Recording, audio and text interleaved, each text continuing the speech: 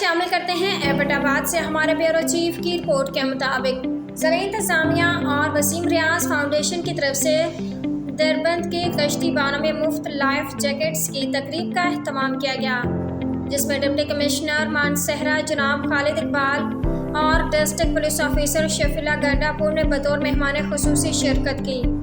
Deputy commissioner Mansehra نے ملاحوں میں life jackets تقسیم کرتے ہوئے کہا کہ انسانی جان اللہ کی امانت ہے اور اس کی حفاظت ہم سب پر فرض ہے،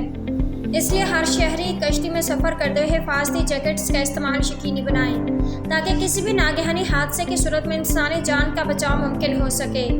تقریب میں قاضی مدثر تحصیل chairman Dilbar Khan, youth officer عالم زیب اور ٹی ایم او عامر شہزاد سمیت کشتی بانوں، انجمن تاجران اور بلدیاتی نمائندوں سمیت اہلِ علاقہ نے شرکت کی۔